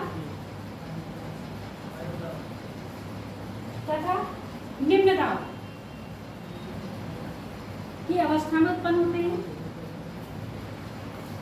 चक्रवात प्रायः उच्च दाब तथा निम्न दाब की अवस्था में उत्पन्न होते हैं। ठीक है। चक्रवात के केंद्र में, चक्रवात के केंद्र में निम्न वायुदाब होगा। निम्न उच्च वायुदाब से चल जाएगा, जब प्रति चक्रवात करोगे तो उच्च आएगा। चक्रवात के केंद्र में, चक्रवात के केंद्र में, चक्रवात लिखना है यहाँ पर, चक्रवात के केंद्र में निम्न वायुदाब होगा।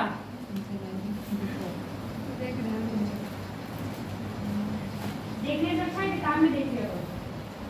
किताब कल लेके आए, कल से लेके आएंगे। चक्रवात के केंद्र में निम्न वायुदाब होगा। ठीक है, जिसको भरने के लिए उच्च दाब से पवनें तीव्र गति से आएंगी। जिसको भरने के लिए पवनें उच्च वायुदाब से निम्न वायुदाब की ओर आएंगे। इस प्रकार की परिस्थिति उष्णकटिबंधीय, इस प्रकार की परिस्थिति उष्णकटिबंधीय क्षेत्र में, परिस्थिति उष्णकटिबंधीय क्षेत्र में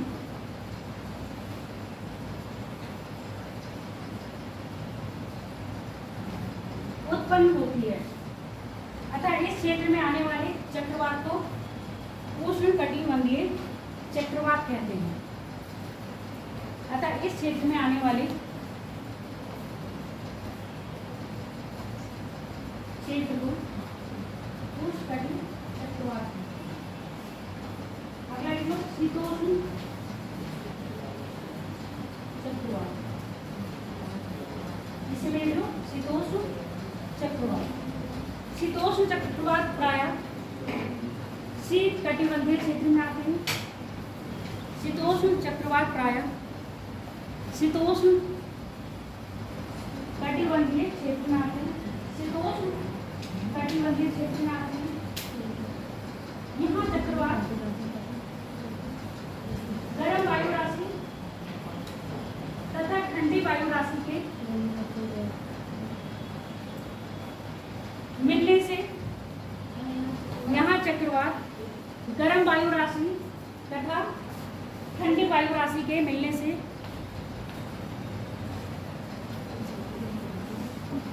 तथा ठंडी वायु राशि के मिलने से उत्पन्न होते हैं तथा जेट स्ट्रीम की धारा तथा जेट स्ट्रीम शीतोष्ण चक्रवातों को गति प्रदान करती है। शीतोष्ण चक्रवातों को गति प्रदान करती है। अब हेडिंग डालो चक्रवात की उत्पत्ति। चक्रवात की उत्पत्ति पहले स्थिर वातावरण में बताया था।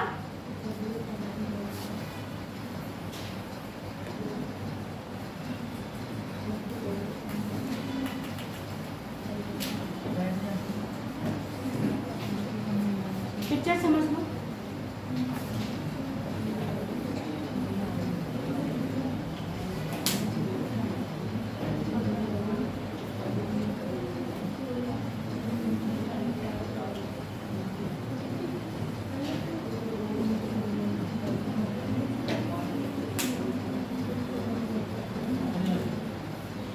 ठीक है, ये पबने बनाई है ठंडी और गर्म। अगर हम इसको उल्टा कर देंगे तो ये कौन सी हो जाएगी, पछुआ पबने, और ये हो जाएंगी व्यापारिक पबने। अगर हम इसको उल्टा कर देंगे, समझ में आ गया? पछुआ पबने कैसी है, ठंडी है, और व्यापारिक पबने कैसी है, गर्म है। अब ये पबने क्या करेंगी, डोमिनेट करना शुरू करेंगी। अब जैसे मैंने ये लाइन ली है,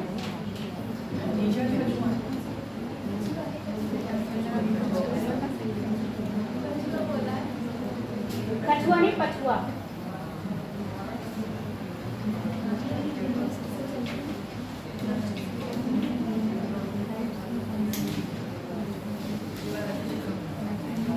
हर बार ऐसे चित्र बनवाया, चित्र थोड़ी ना बदल जाएगा।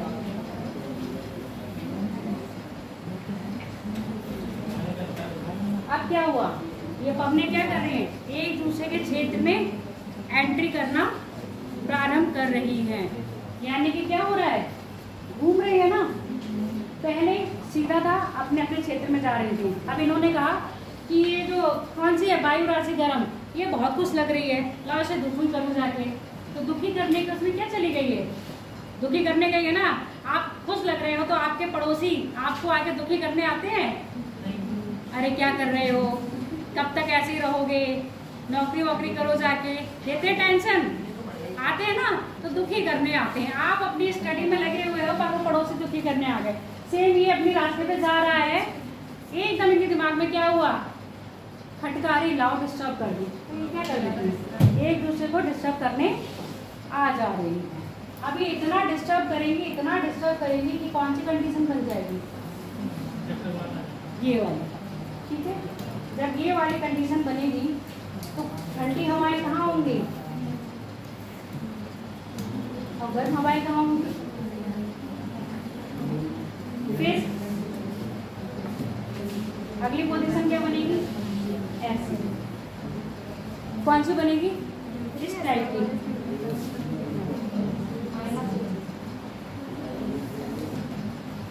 इसमें गर्म हवाएं कहाँ जाएंगी, निम्न दाब है, और ठंडी हवाएं कहाँ आएंगी, निम्न दाब को, यानी कि इधर एंटर करेंगे। आगे बात समझ में, ये कंडीशन आपकी बनती चली जाएगी। ये कंडीशन कब टूटेगी, जब यहाँ पर क्या होगा, या तो चक्रवात की आंख टूट जाए, या ये आपस में किसी स्थल खंड या किसी ऐसे विक्षोभ से आके टकरा जाए, या ऐसे कटिबंध में चली जाए जहाँ स्वतः ही क्या है, इनका निम्न दाब खत्म हो जाए। जहाँ निम्न दाब की स्थिति खत्म हो जाएगी वहाँ पर चक्रवात टूट जाएंगे। अब ये चक्रवात जब बना है तो शांत भी तो होगा, शांत होने की कंडीशन में धीरे धीरे ये ऐसे आएंगी और पवने, जब शांत होगा तो पवने धीरे धीरे अपने ऐसे जाएंगी और ये धीरे धीरे वो आपकी मूव ऐसे करते जाएंगे, ठीक है। पवन अपने ही क्या हो जाएगी, अपनी लाइन में आ जाएगी, जैसे यहाँ चल रही थी। जब ये पवने अपने ही दिशा में फ्लो करने लगेंगे तो चक्रवात क्या हो जाएगा, खत्म हो जाएगा। ये चित्र बनाओ फटाफट। आखिरी वाला कुछ नहीं है, ये बातांक धीरे धीरे क्या हो रहा है, सीधा हो रहा है और पवने अपने दिशा में प्रवाहित होती जा रही है।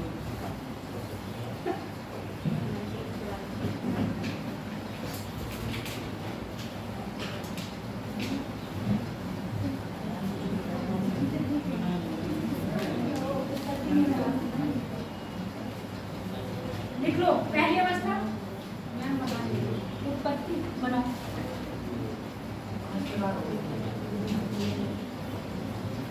हाँ, 5 प्रकार।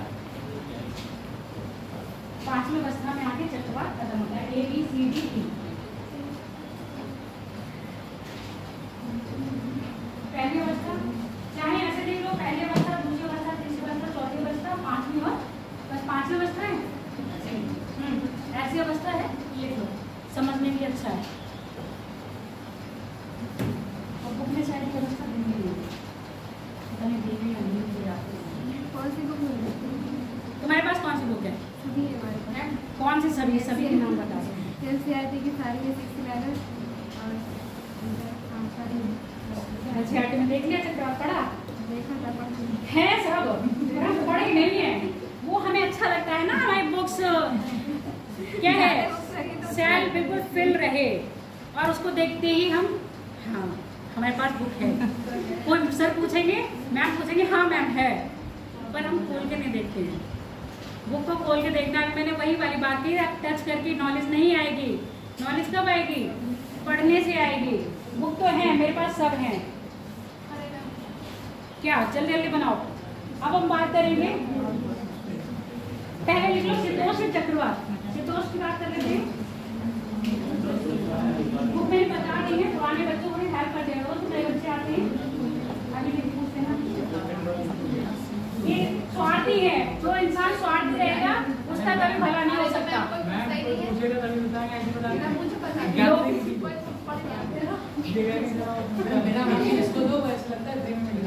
अच्छा चलो लिखो, हेडिंग डालो शीतोष्ण चक्रवात। हो गया। अब पूरी डिटेल लिखवाई उसकी, उत्पत्ति लिखवाई है शीतोष्ण की। अभी ये तो बनाया शीतोष्ण चक्रवात का क्या है, चित्र है। अब लिखो शीतोष्ण चक्रवात, लिखे हुए हो या नहीं? अब लिखो, यह चक्रवात प्रायः 40 डिग्री से 60 डिग्री अक्षांशों के मध्य जाते हैं। यह चक्रवात प्रायः 40 डिग्री से 60 डिग्री अक्षांशों के मध्य जाते हैं तथा इनकी दिशा,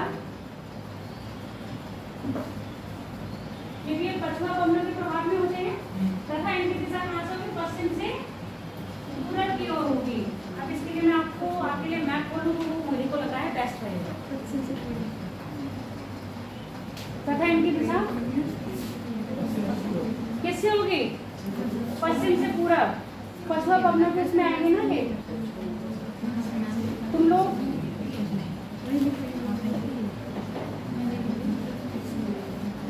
कहाँ कहाँ आएंगे, कहाँ कहाँ नहीं आएंगे? आप कह रहे थे 0 डिग्री पर आते हैं, हैं?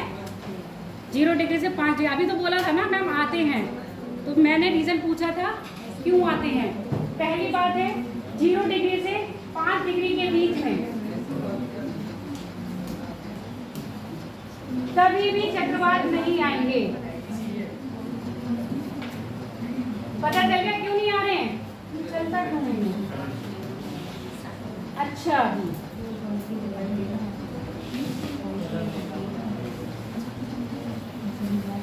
बताओ, पता है क्यों नहीं आ रहे हैं? क्योंकि यहाँ पर कोरियोलिस बल का मान क्या होता है? क्या होता है? 0 होता है। और कोरियोलिस बल ही तो करता है जो पवनों को गति देता है ना? हम बात कर रहे हैं 40 डिग्री से 60 डिग्री अक्षांश के बीच में, तो ये 40 दिख रहा है और ये 60.5 दिख रहा है, तो 60 लगभग यहाँ होगा। जितने भी चक्रवात आ रहे हैं शीतोष्ण किस बीच में आ रहे हैं? इसी बीच में आ रहे हैं। और दिशा क्या बताई मैंने इनकी?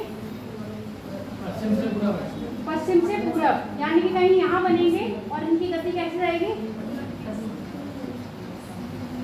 इधर ही तो जाएगी। और कहाँ कहाँ बनेगी? अब यहाँ बना तो किधर आएगा? यहाँ बनेगा तो इधर जाएगा। पूरब से पश्चिम देख रहे हो, और पूरब से पश्चिम कहाँ? ये मान लो एक यहाँ बना और इधर जाएगा, इधर जाएगा। 3 तरह के हो गए। प्रशांत महासागर में, अटलांटिक महासागर में, और ये प्रशांत महासागर के कौन से तट पर? नॉर्थ। ये अमेरिका का कौन सा तट है? पूर्वी, उत्तरी और पश्चिमी। और ये कौन सा है? उत्तरी और पूर्वी। ये कौन सा है एशिया का? उत्तरी और पूर्वी। तो ये क्षेत्र है जहाँ पर क्या आते हैं आपके शीतोष्ण चक्रवात आते हैं अटलांटिक महासागर में, इसके साथ साथ आपके भूमध्य सागर में। पर इन चक्रवातों की जो अवधि होती है, आने का टाइम होता है, वो कब होते हैं? शीतोष्ण चक्रवात कब आते हैं?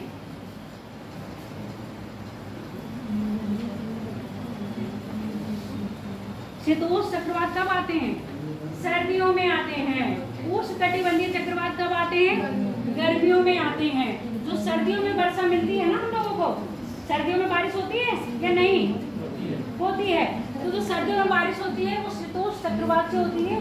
और ये भूमध्य सागर में शीतोष्ण चक्रवात की उत्पत्ति होती है जो जेट धारा के प्रभाव से, जिसको कहते हैं वेस्टर्न डिस्टर्बेंस, जब वो यहाँ से फ्लो करते हुए आता है तो भारत में वर्षा करवाता है। एक शाखा करके कहाँ चली जाती है? तिब्बत यानी कि चीन में। एक शाखा कहाँ जाती है? आके भारत में। तो भारत के पश्चिमी क्षेत्र में वर्षा करवाती है, जिससे आपके पश्चिमी उत्तर प्रदेश, पंजाब और हरियाणा और दिल्ली का क्षेत्र सर्दियों में वर्षा पाता है। क्लियर हो गया? कहाँ पर बन रहे हैं? भूमध्य सागर में। अब जो अमेरिका के कौन सा ये तट बताया? पूर्वी और उत्तरी तट पर बन रहे हैं क्या आपके चक्रवात, शीतोष्ण चक्रवात। इनकी गति कहाँ है? पश्चिम से पूरब जाएंगे। जैसे ये पश्चिम से पूरब जाएंगे अपना प्रकोप कहाँ दिखाएंगे? यूरोप के पश्चिमी क्षेत्र में, ठीक है। और जो चक्रवात प्रशांत महासागर के उत्तर में बनेंगे, यानी कि एशिया के उत्तर पूर्वी एशिया में बनेंगे। यहाँ से बन के अपनी गति करेंगे पूरब की ओर। यहाँ पर है एल्यूसियन द्वीप समूह, उस पर जाके अपना प्रभाव छोड़ेंगे। उष्ण कटिबंधीय चक्रवात की तुलना में शीतोष्ण कटिबंधीय चक्रवात क्या होता है? क्षति नहीं करते हैं, जबकि उष्ण कटिबंधीय चक्रवात क्या करते हैं? क्षति करते हैं। अब लिखते जाओ डिटेल इनकी पूरी, जो समझाया ये चीज समझ में आ गई। कौन कौन से क्षेत्र है? अटलांटिक महासागर, प्रशांत महासागर और आपका भूमध्य सागर। किसी को याद रखो ना रखो, इसको जरूर याद रखना। भूमध्य सागर को पता है क्यों? अभी यारों में पूछा था ना क्वेश्चन। क्या क्वेश्चन पूछा था? रबी की फसल, ऐसे था ना, रबी की फसल होती है। अब रबी की फसल कौन से महीने में होती है आपको याद रखना होगा।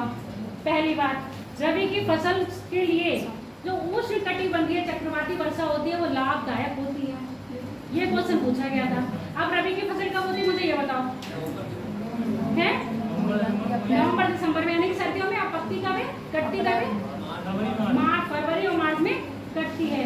और वर्षा हमारे ऐसे समय होती है ना, पर इस समय जो वर्षा होती है वो उष्ण कटिबंधीय चक्रवात से होती है, शीतोष्ण से होती है। आगे बात समझ में, इसलिए मैंने कहा ये चीज पूछ रखना। क्वेश्चन को कैसे घुमाया और कैसे पूछा, समझ में आ गया कि नहीं? ऐसा नहीं है कि पेपर में आपसे बिल्कुल डिट्टो लिखा हुआ आएगा। डिट्टो लिखा हुआ नहीं आएगा। पहले आपको रबी की फसल पता होनी चाहिए थी कौन से मौसम में हो रही है। उसके बाद जो सर्दियों में वर्षा होती है वो चक्रवाती वर्षा होती है, पर कौन से चक्रवात से होती है? शीतोष्ण चक्रवात से होती है। और वो चक्रवात कहाँ बन रहा होता है? भूमध्य सागर में। और जैसे ही चक्रवात, शीतोष्ण चक्रवात की एक खास बात है, ये धरा पर और समुद्र पर दोनों जगह ही वर्षा करवाता है। धरा और समुद्र पर दोनों जगह ही वर्षा करवाता है। तभी तो यहाँ से आते हुए वर्षा पूरे आपके इंडिया में हो रही है। वही मध्य एशिया का जितना भी क्षेत्र है उसको भी तो क्या कर रहा है? ये अपने आप बारिश दे रहा है ना। और ये बारिश देने का काम कौन करता है? जेट धाराएं करती हैं। ये जेट धाराएं इसी कटिबंधीय क्षेत्र में बहुत तेजी से क्या होती हैं? फ्लो होती है, जिसके प्रभाव में आके इसको गति मिलती है और जिसके कारण ये एशिया महाद्वीप में भी क्या करवाता है? वर्षा करवाता है। अब लिखो इसके बारे में। ये समझ में आ गया? चित्र समझाया मैप में, और ये बना के लिया तो मैप तो बहुत अच्छा रहेगा। पूरा बनाना जरूरी है। जो चीज तुम्हारी काम है उसको बनाओ। हाँ, नाम लिख लो। लिखो, लिखा क्या है ये बता दो। पश्चिम से पूर्व की ओर चलते हैं। इन चक्रवातों की उत्पत्ति प्रायः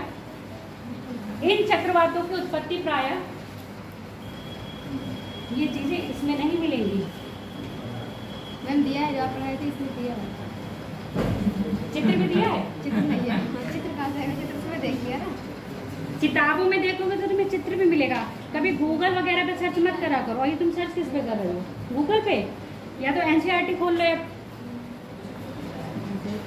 गूगल पे आधी बातें फेक होती हैं, कुछ ही बातें सही निकलती हैं। इन चक्रवातों की उत्पत्ति प्रायः नॉर्थ अमेरिका महाद्वीप के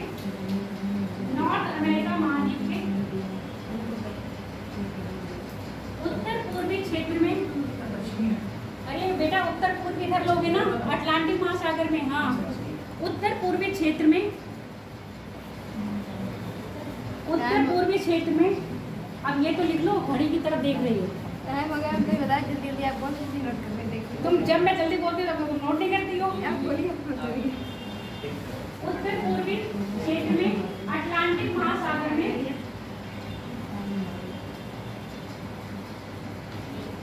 होती है, जो प्रायः पश्चिम से पूर्व की ओर गति करते हुए यूरोप महाद्वीप तक अपना प्रभाव छोड़ती है। यूरोप महाद्वीप तक अपना प्रभाव छोड़ती है। शीतोष्ण चक्रवात, शीतोष्ण चक्रवात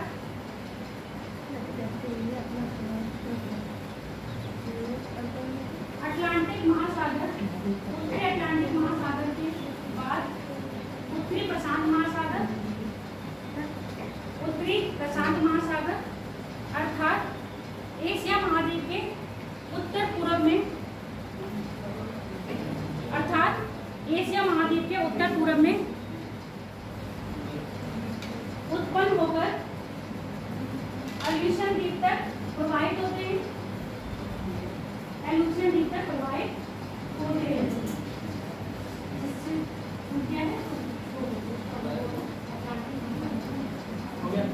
ठीक है, आप लिखो शीतोष्ण कटिबंधीय चक्रवात की विशेषता।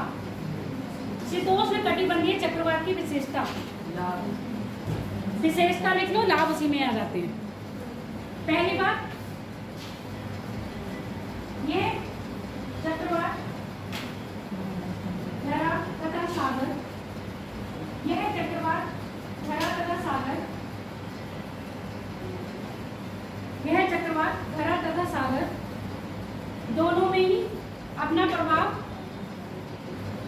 दोनों में ही अपना प्रभाव क्या लिखोगे, दिखाते हैं या छोड़ते हैं? हाँ, अपने प्रभाव से वर्षा करवाते हैं तथा जेट धारा की उत्पत्ति में, जेट धारा की उत्पत्ति में लाइन चेंज कर ले रहा यहाँ लिखोगे। पॉइंट नंबर 2, जेट धारा की उत्पत्ति में इन चक्रवातों को और गति मिलती है, जिस कारण ये